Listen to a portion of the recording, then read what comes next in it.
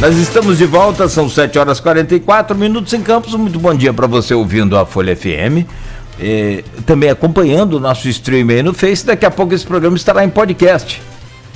Hoje recebemos com prazer, e é sempre assim que recebemos, o doutor Geraldo Venâncio, médico, que vai assumir a pasta da saúde no dia 1º de janeiro. Quer dizer, vai assumir a pasta oficialmente, mas já assumiu naturalmente os problemas a partir de agora e vem para falar com a gente justamente sobre isso.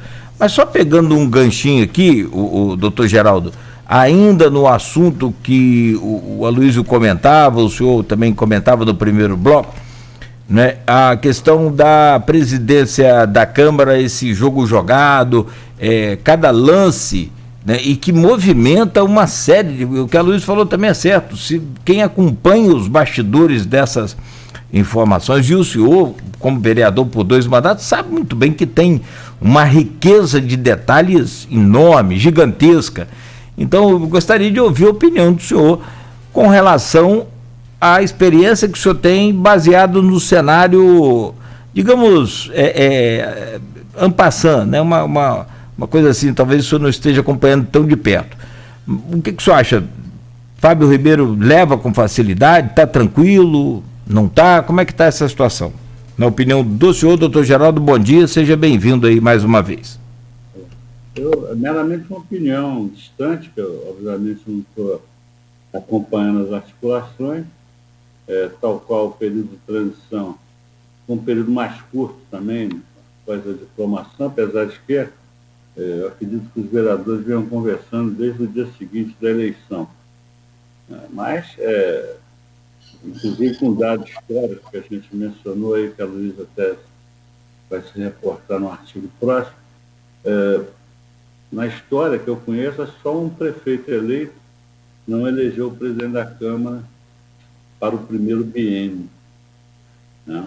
Foi o prefeito eleito, então, Sérgio Mendes.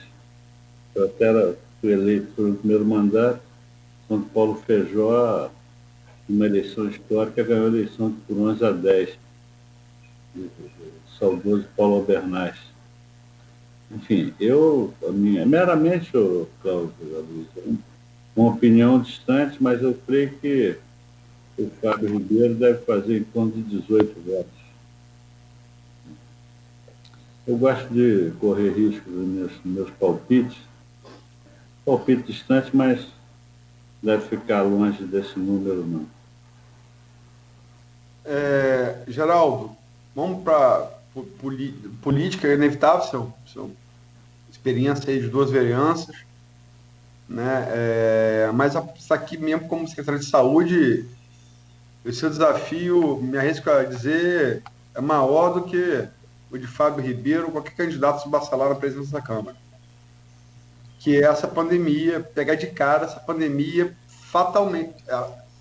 Todos os especialistas do mundo projetam que janeiro vai ser o pior mês da pandemia, partindo da projeção de que ela deve chegar ao fim com a vacinação em massa, que já começou em alguns países, no Brasil não.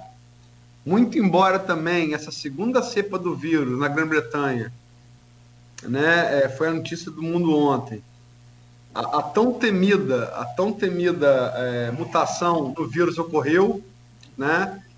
Você tem uma cepa desse vírus diferente na Grã-Bretanha e se preocupa porque a vacina fatalmente vai servir para uma cepa e talvez não para outra, vai levar outra busca de vacina.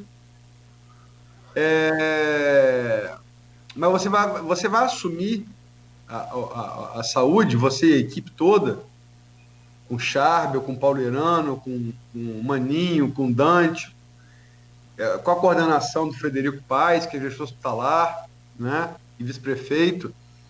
Eles vão pegar um rabo de foguete, eu acho que só quem poderia falar uma analogia igual, parecida foi quem era secretário de saúde em Campos em 1919 e 18, que pegou a gripe espanhola, né?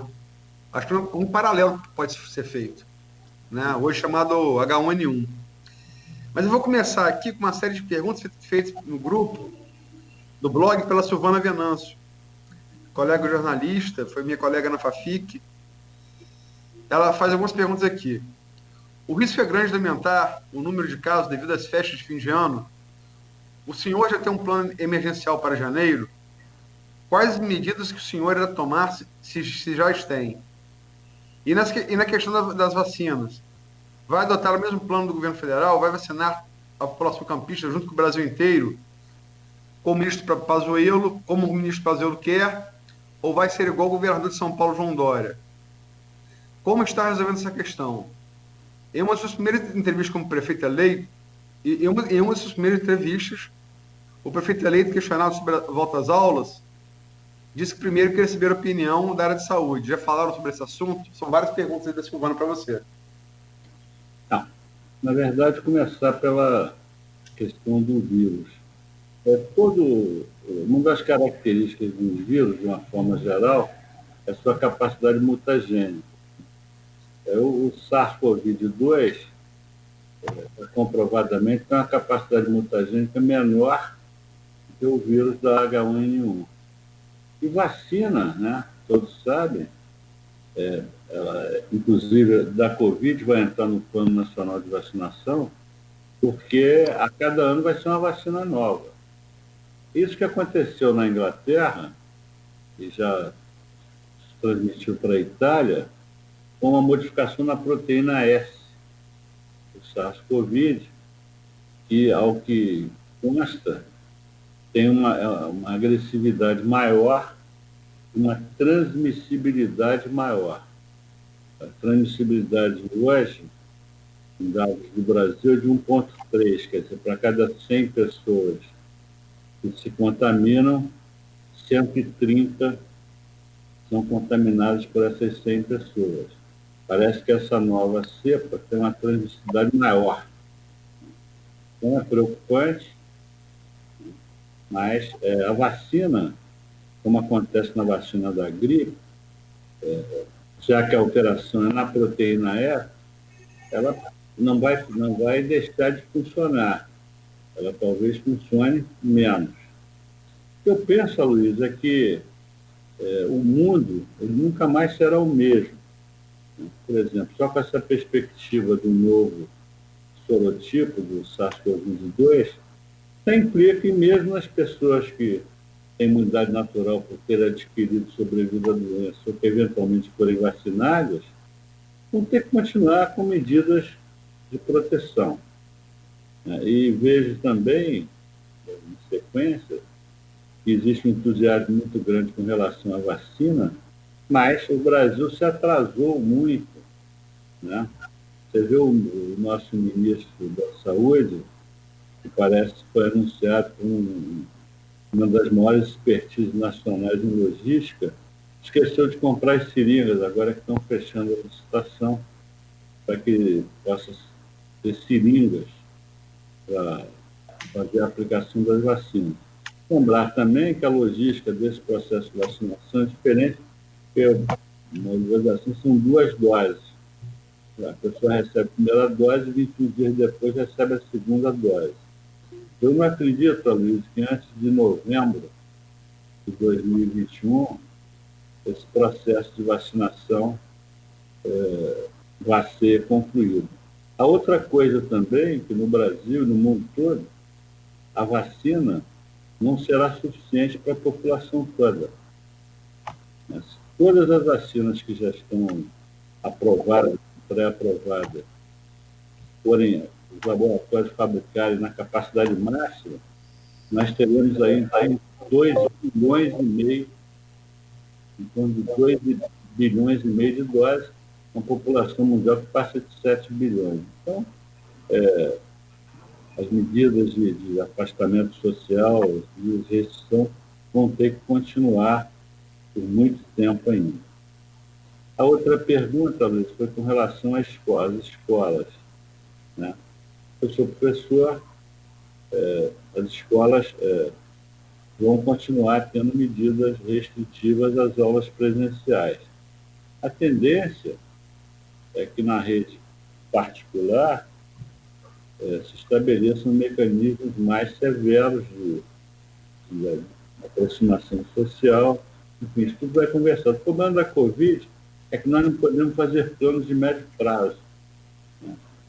A cada semana, a cada 2 semanas, você tem que rever os protocolos e estabelecer o nível de proteção que tem que ser estabelecido. Não sei, Luiz, tinha outra pergunta? Ela pergunta se... medidas que vão tentar ser...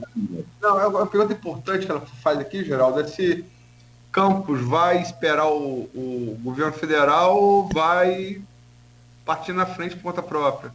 O prefeito Vladimir já ultimou providências no sentido de assinar um protocolo de intenção para a compra da vacina lá do Butantan, né? Sinovac. Mas eu creio... Perdão, Coronavac, desculpa, Coronavac. Eu creio que a maioria dos estados e municípios vão acompanhar o Plano Nacional de Vacinação. Mas essa assinatura do protocolo de intenção é importante porque, caso o governo federal se atrase muito, pelo menos os profissionais de saúde, as pessoas com comorbidade, poderão, no nível municipal, receber a proteção da vacina.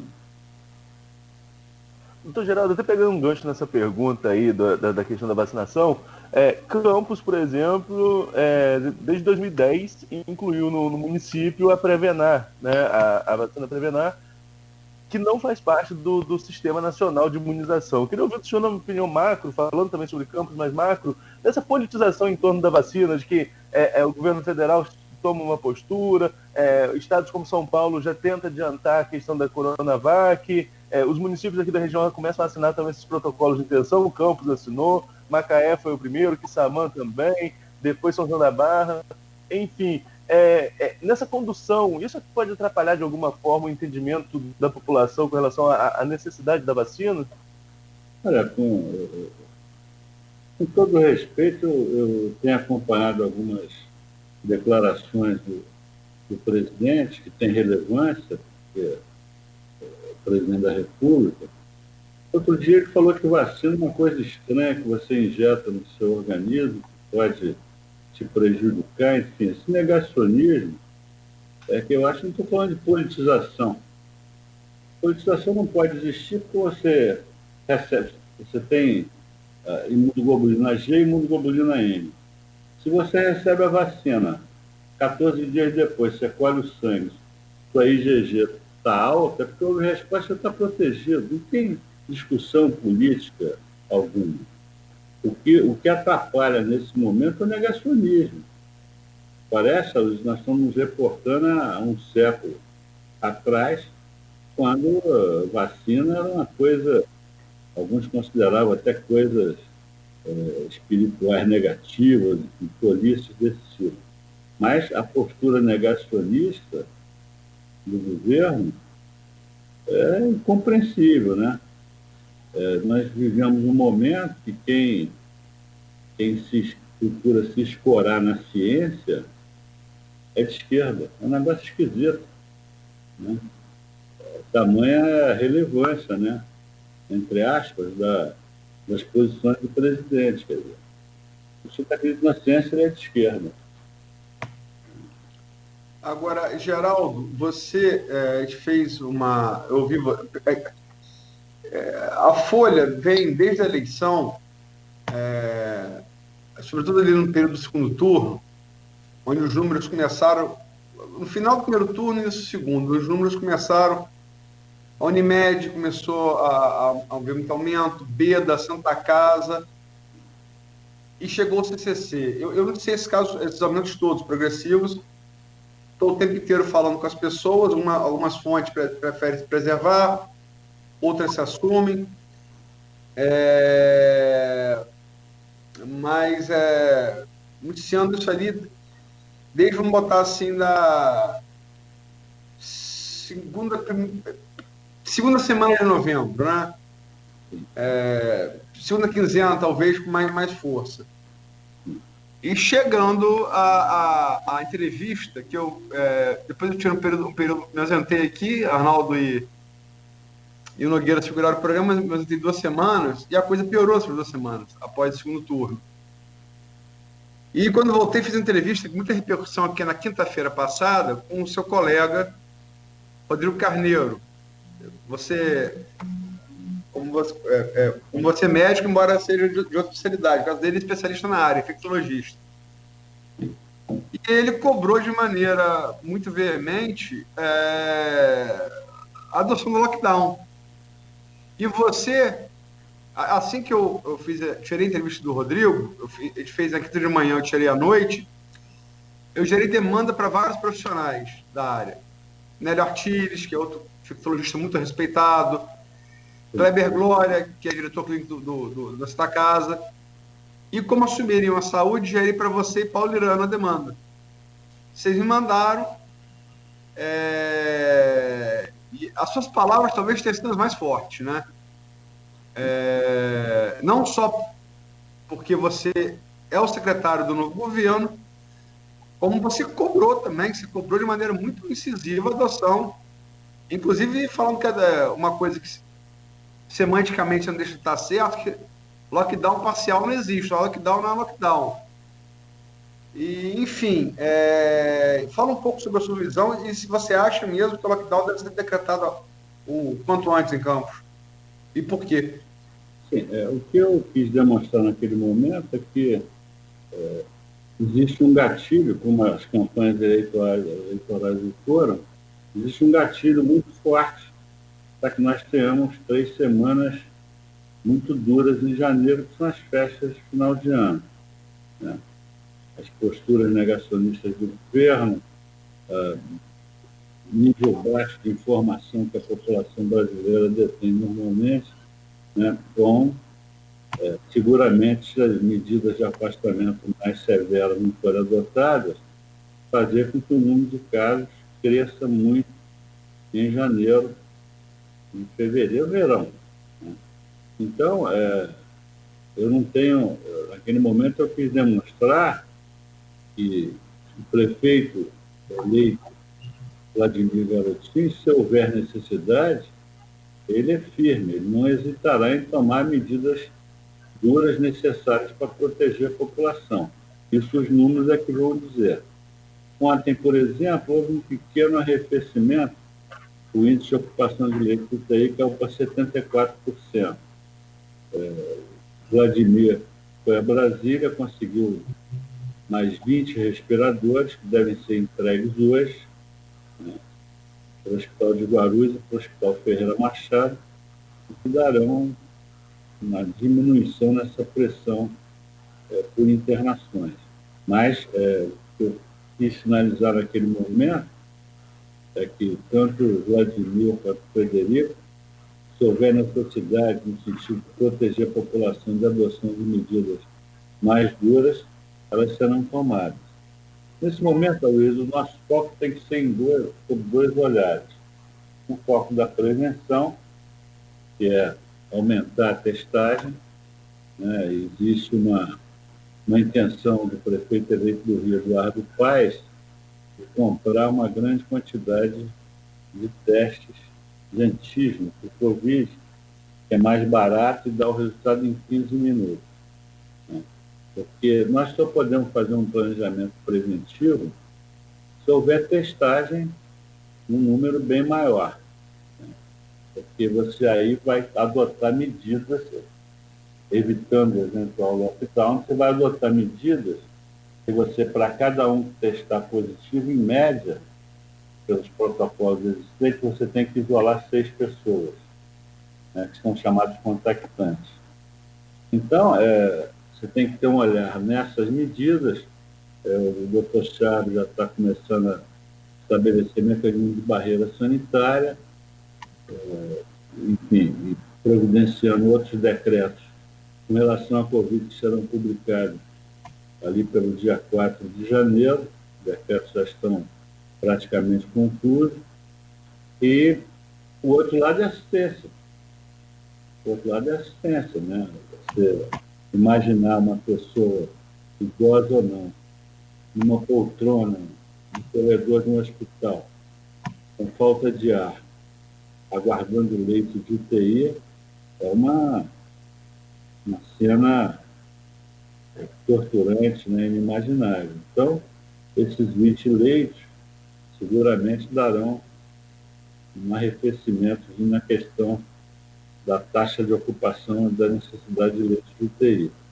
Agora, eu finalizo a resposta reiterando que medidas duras devem ser adotadas se a realidade assim o apontar logo no início de janeiro. Vamos falar português, claro, Geraldo. Acabar o Natal, o lockdown. Acabou o Natal, a responsabilidade é do prefeito, que aí está ainda. Eu sei, mas você, por exemplo, a transição, o Rafael esperou para fazer a transição, esperou a decisão do TSE, mas na saúde ele abriu antes, por conta da pandemia. Então, Ele abriu para que representantes do governo ali participassem da discussão da questão do Covid. então por isso que eu pergunto, existe esse consenso entre vocês? Essa discussão, Luiz, é igual política e futebol, consenso. Às vezes é difícil. O que a gente tem que ter é a convicção científica. Até o Natal, por exemplo, as atividades comerciais constituem um vetor muito importante da transmissibilidade. Depois do Natal são as reuniões sociais, as festas, enfim, o comércio já deixa de ser um vetor. O cenário no centro do campo é favorante. Favorante. Então, eu quero até passar uma mensagem para as pessoas. O Natal mais importante da história tinha Maria, José, poucos pastores, poucos presentes, alguns animais. Foi uma reunião extremamente simples.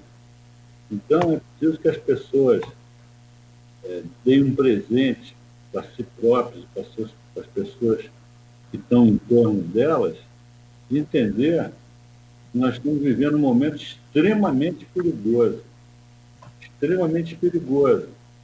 Chegar ao ponto de você, eventualmente, você que está nos ouvindo, que tem recursos, que tem plano de saúde, entrar na fila para guardar vaga no UTI.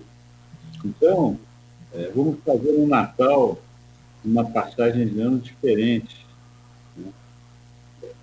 Com chamadas de vídeo, com comemorações à distância, porque senão nós teremos, como você mencionou, o pior mês da pandemia será o mês de janeiro de 2021.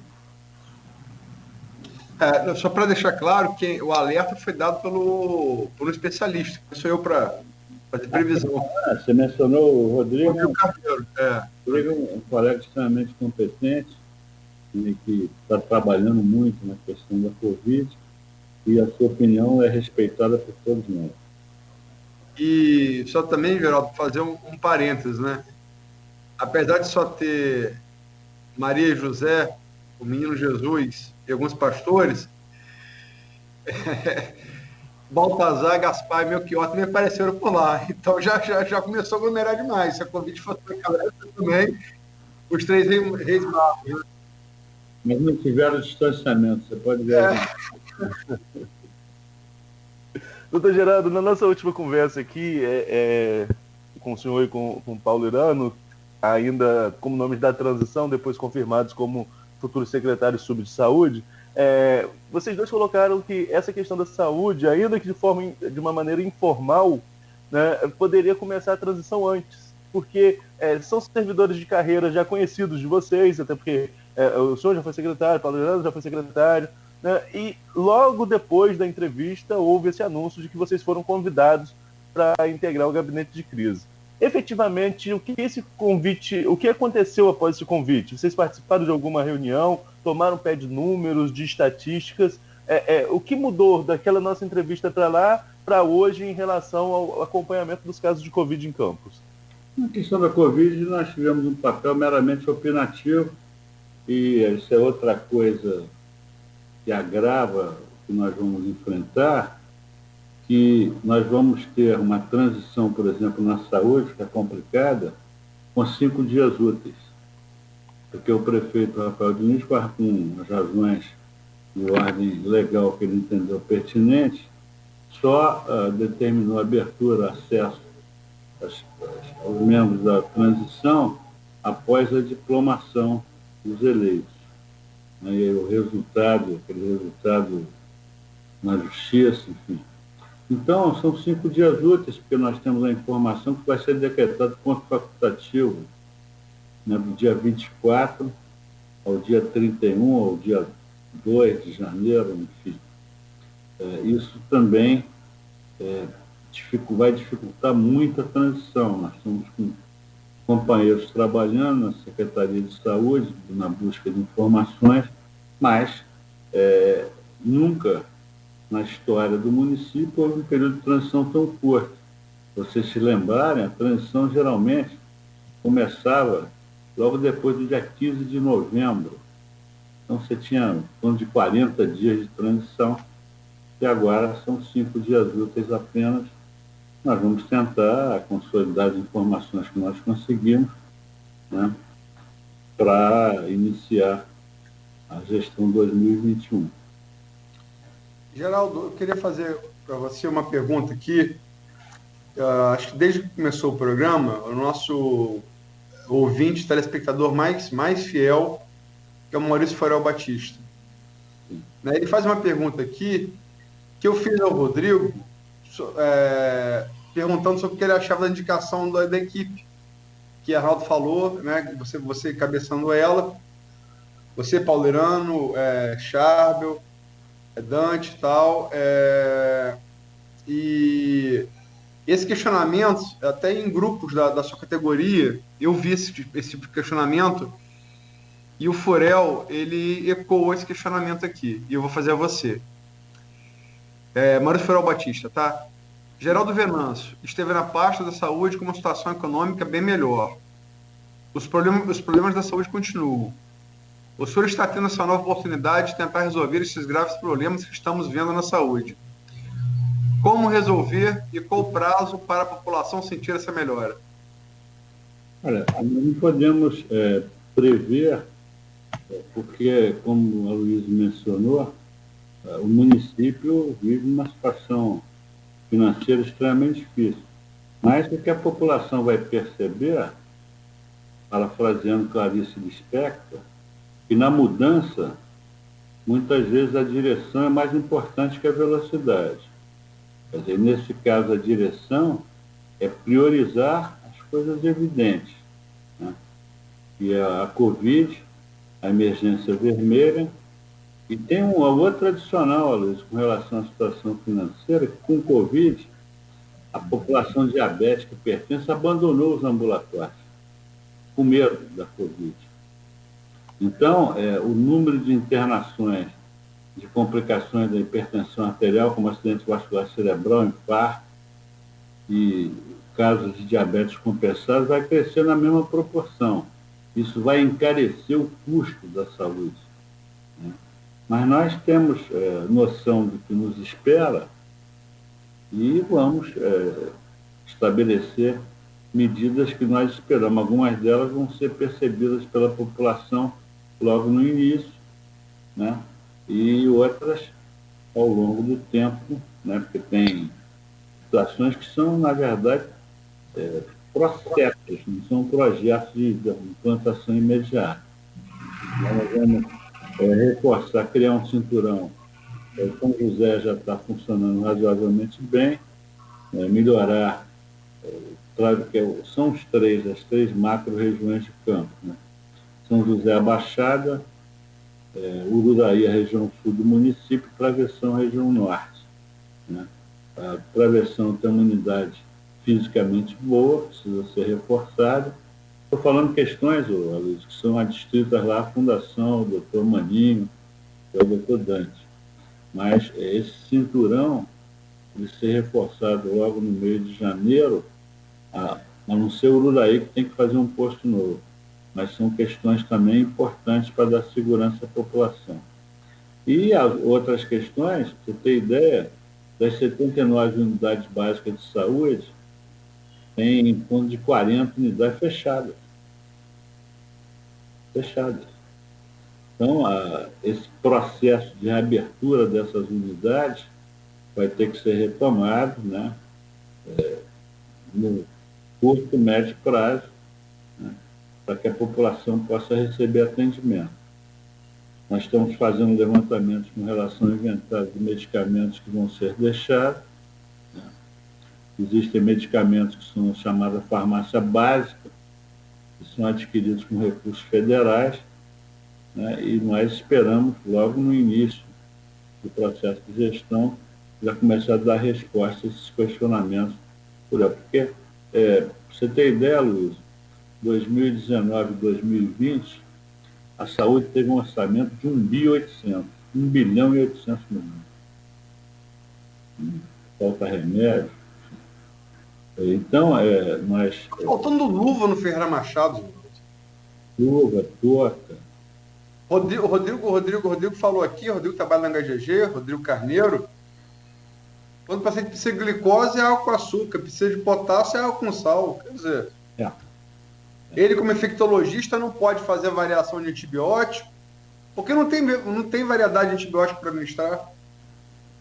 Não sei nem se tem padronização, se ele pode responder, se tem padronização. Se o médico sabe quais antibióticos estão padronizados, em tempo, se houver necessidade de um antibiótico fora dos padronizados, ele tem tempo para pedir uma compra direta, uma quantidade pequena. Mas eu não sei nem se existe isso. Eu tenho conversado com alguns colegas do Ferreira Machado, reiterando que o Ferreira Machado é lá da gestão indireta, né, da Fundação Municipal de Saúde, mas a situação está muito difícil, né? Próteses ortopédicas faltando. Bom, está faltando luva, né? Você imagina a prótese. É uma situação realmente muito difícil que nós vamos encontrar tanto nos hospitais, né, quanto na saúde de uma forma geral. Existe uma coisa que é importante, Luiz. O doutor Frederico Paes, ele entende que o governo deve buscar acentuar a relação com os hospitais contratualizados. Porque Campos é uma coisa meio paradoxal. Só desculpe completar, Geraldo, tanto ele, como plantadores, como você, com o Álvaro Alvim, tem as largas experiências com a rede contratualizada, né? Sim, e na verdade, quer dizer, Campos tem pouco mais de 500 mil habitantes, e a Organização Mundial de Saúde prescreve que o município, a cidade que tem 500 leitos para cada 500 mil habitantes, para cada 1 milhão de habitantes, 500 leitos para cada 1 milhão de habitantes, obviamente nós estamos falando de padrões europeus, estaria segura. Campos tem pouco mais de 500 mil habitantes, tem mais de 1.000 leitos hospitalares ativos, e tivemos mergulhado em problemas, não só por causa de gestão, mas também porque Campos tem uma população-alvo que é muito superior aos 500 mil habitantes da sua população registrada no censo, né? Porque municípios, irmãos nossos vizinhos aqui, com uma frequência diária, se chegar em qualquer hospital, em torno de 20% das pessoas internadas não são de Campos. Então, nós temos obrigações até históricas, né? Muitos desses municípios se originaram da província, né, de Campos do Goytacazes, e nós temos que atender. São pessoas. Então, isso também encarece o sistema de saúde.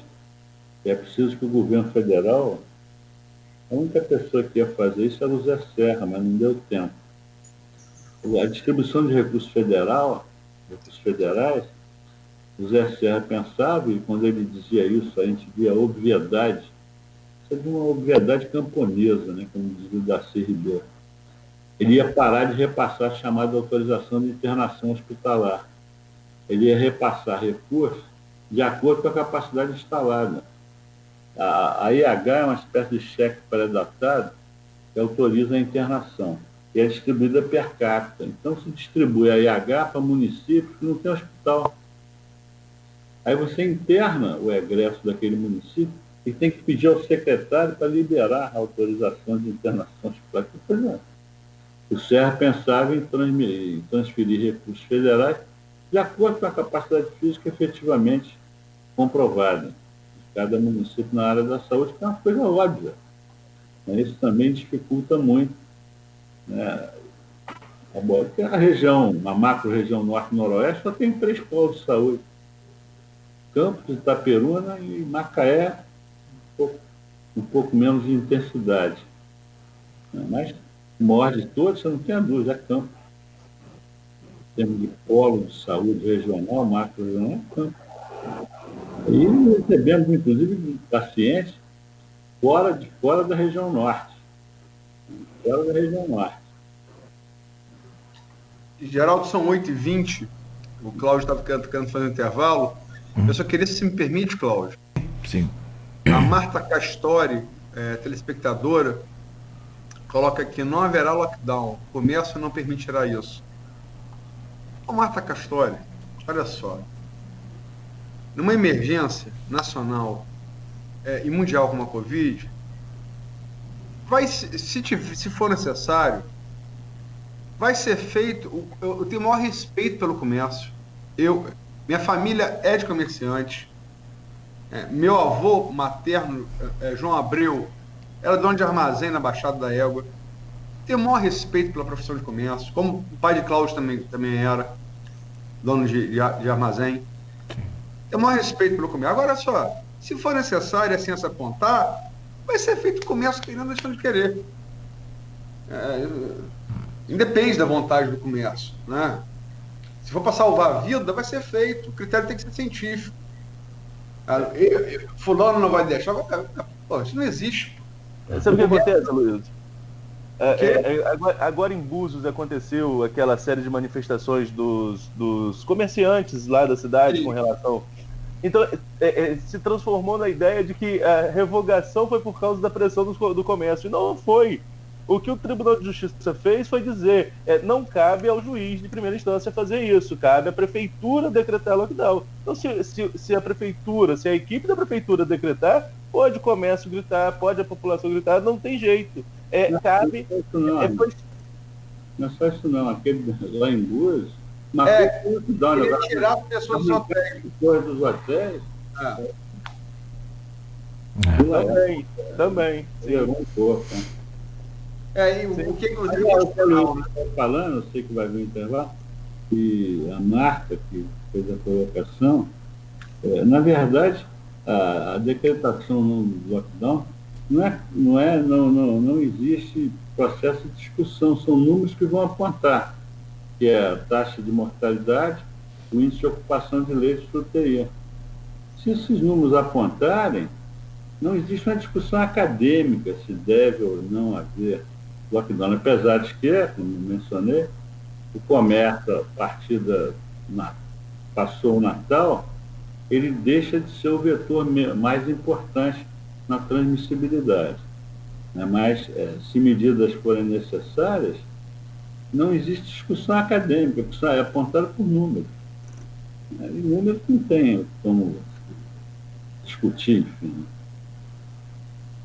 Sim, e cabe ao Estado, no caso, o Estado, fala o poder, representado no caso pelo município, com a autorização do próprio Supremo Tribunal Federal, determina isso, com base em dado científico. PT, saudações. Independe de concordância. Chega disso. Estamos falando de vida humana. Tem hora que tem que ter um basta nisso. Enfim, vamos para o intervalo. Vamos lá, são 8h23 e a gente volta em instantes, vamos ao intervalo. Oferecimento dos laboratórios Plínio Bacelar e Clínica Proteus. Voltamos em instantes com o Dr. Geraldo Venâncio, conversando ao vivo conosco. Quando se pensa em exames